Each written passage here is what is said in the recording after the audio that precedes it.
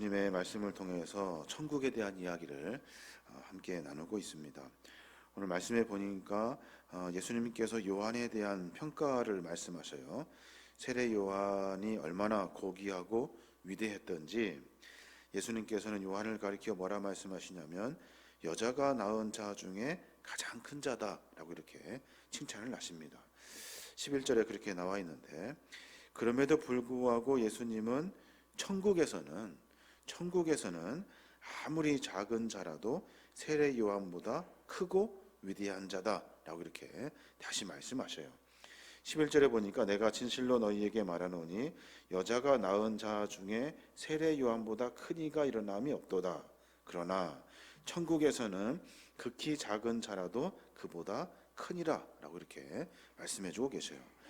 그러니까 천국을 소유하는 것이 가장 중요하고, 천국을 우리가 매 순간마다 오늘 뒤에 나오겠습니다마는 늘 가지려고 노력하고 몸부림치고 침노하고 매 순간 천국을 삶 속에 품고 이렇게 살아야 하는 겁니다.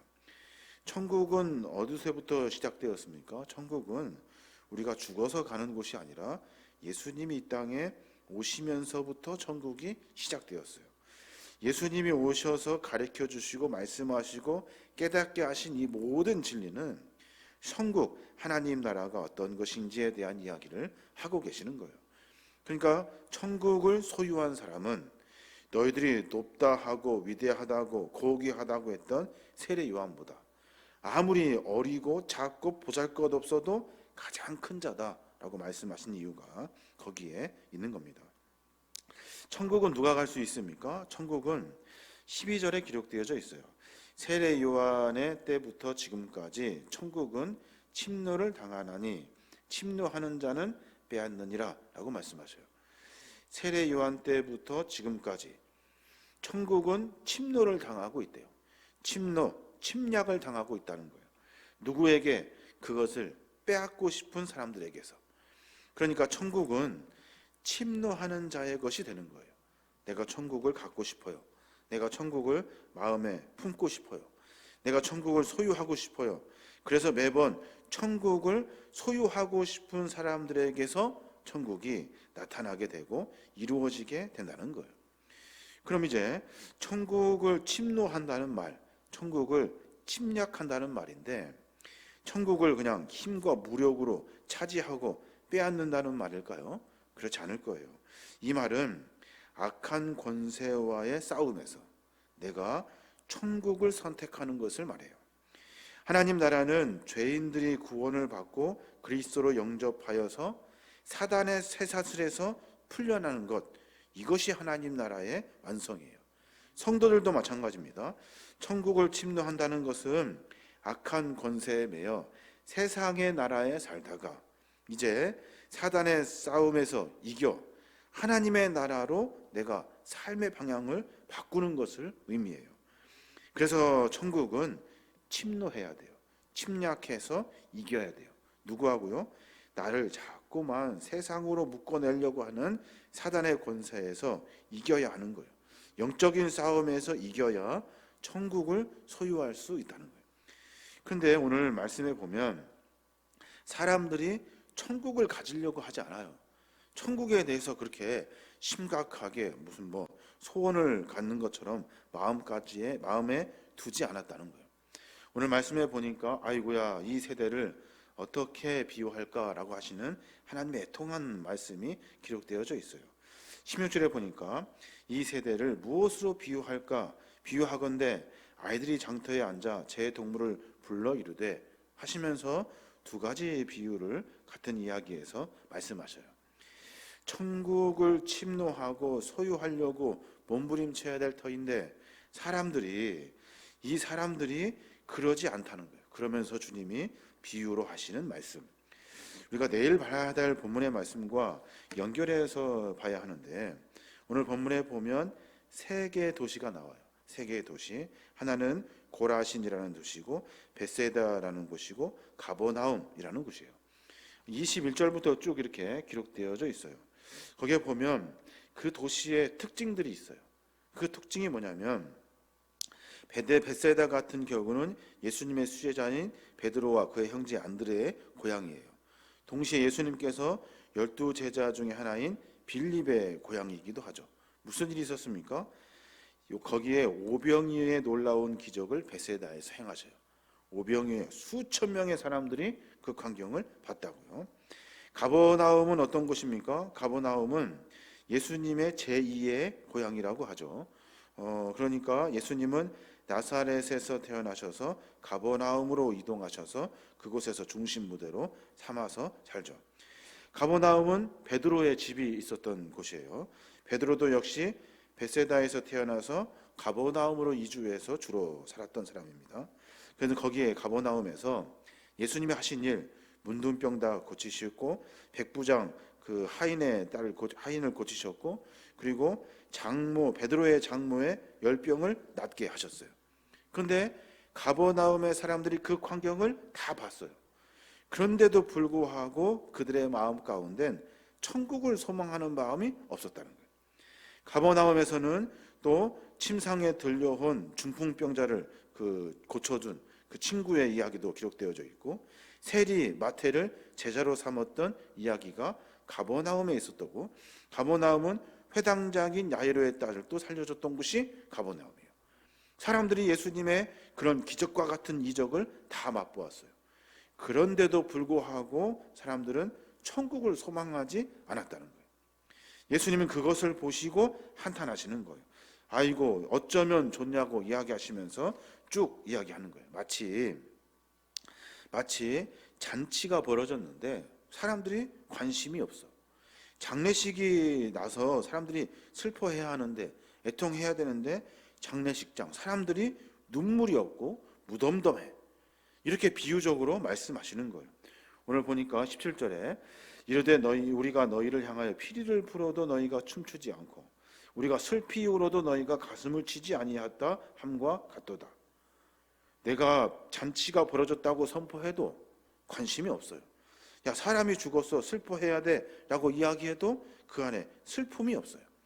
복음에 대한 무관심한 사람들, 고라신의 사람들, 벳사다의 사람들, 가버나움의 사람들, 이 모든 동네의 사람들이 예수님의 기적과 이적을 가장 많이 만난 사람들인데 무덤덤하다는 거예요. 예수님께서도 이런 일들을 보시고 참 안타까워 하셔요. 오늘날에도 마찬가지죠. 교회 안에 많은 기적과 이적, 하나님의 천국의 복음이 전파되고 선포됨에도 불구하고 무관심해요. 무덤덤해요. 아무렇지도 않아요. 이런 차지도 덥지도 않은 이 미지근한 신앙, 이 신앙을 우리가 가지고 있는 거예요. 요한독도 그 계시록의 3장에 보면 사도 요한이 라오디게아 교회에 대해서 이렇게 질책하는 것을, 예수님의 말씀을 기록해 놓죠. 내가 차지도 아니하고 덥지도 아니하도다. 내가 차든지 덥든지 하기를 원하노라 라고 말해요. 오늘 말씀은 덥든지 차든지 해야 될 거 아니냐 라고 이야기하고 있는 거예요. 차라리 싫다고 하든지 차라리 좋다고 하든지 이렇게 뭔가를 분명하게 해야 하는데 그러지 못하는 그 당시에 사람들의 모습을 보고 예수님이 안타까워 하시는 겁니다. 또 하나 예수님이 비유로 말씀하시면서 안타까워하신 것이 뭐냐면, 진리에 대해서, 복음에 대해서 무관심하면서 관심도 없으면서 자기들이 무슨 구원받은 줄 알고 착각하며 산다는 거예요. 오늘 말씀에 보면 23절 말씀, 내일 말씀인데 거기에 보면 가버나움아 내가 하늘에까지 높아지겠느냐, 음부에까지 낮아지리라.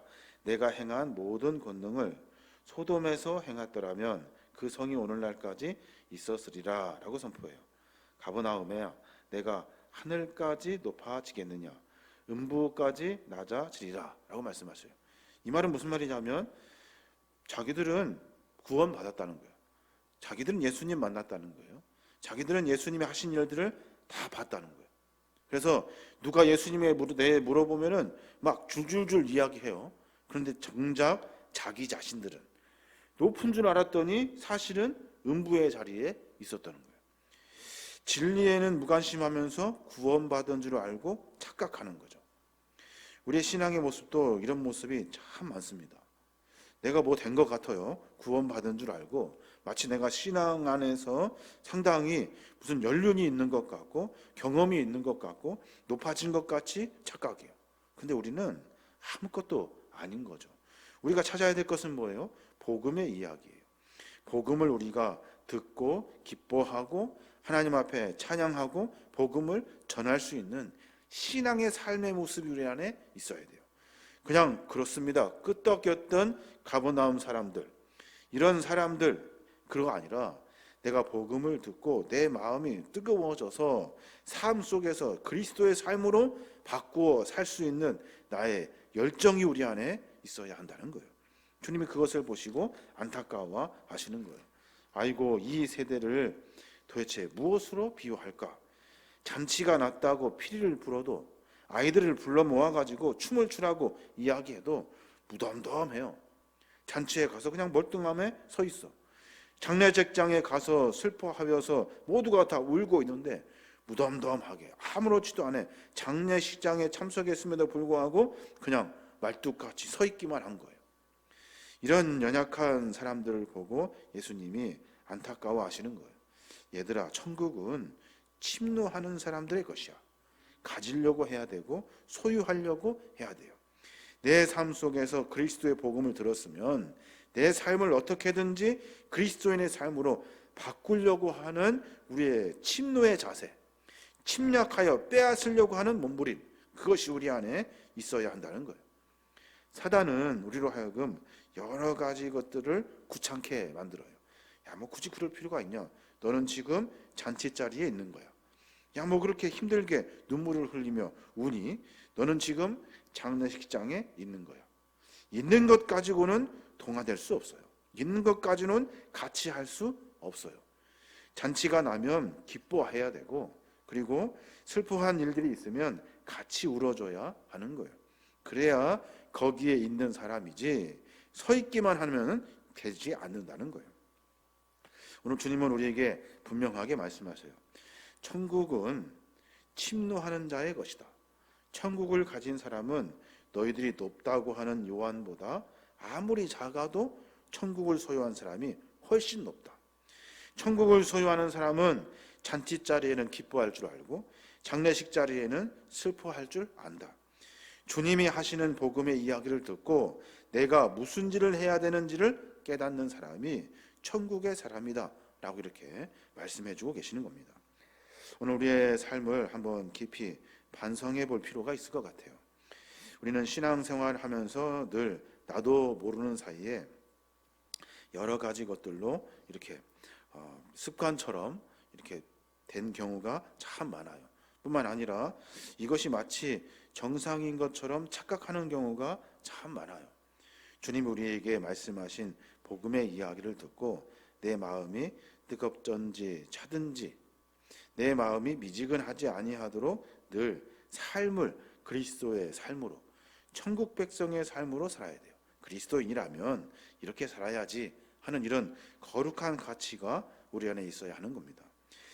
참 어려운 일인 것 같아요. 그런데 이 일을 주님이 우리에게 분명히 말씀하셔요. 이제 뒤에 보면 예수님이 십자가 사역을 감당하시게 되고 그 일로 하여금 많은 사람들이 도망가죠. 주님을 다 배신하고 떠나버려요. 그들에게는 천국을 소유하지 않은 거죠. 그냥 따라만 다닌 거예요. 우하니 예수님 따라만 다니다가 자기 보기에 이거 손해네. 그러면 다 도망가는 거예요. 이게 무슨 천국을 소유한 자냐는 거예요. 이게 장례식장에 함께 울어줄 사람이냐, 잔치자리에 함께 기뻐해줄 사람이냐라고 주님 말씀하시면서 미리감치 제자들과 사람들을 훈련시켜 가시는 거예요.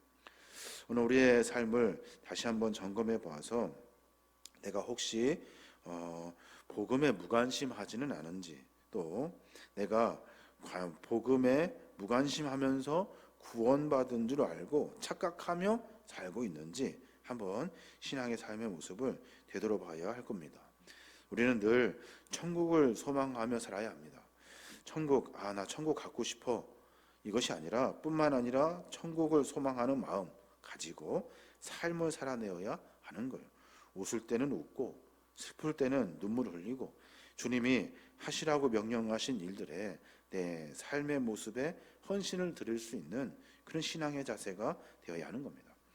하루의 삶 가운데 그런 고민으로 말미암아 우리의 모습이 하나님 모시기에 합당한 천국을 소유한 믿음의 자녀들로 자라나시길 주님의 이름으로 축원합니다.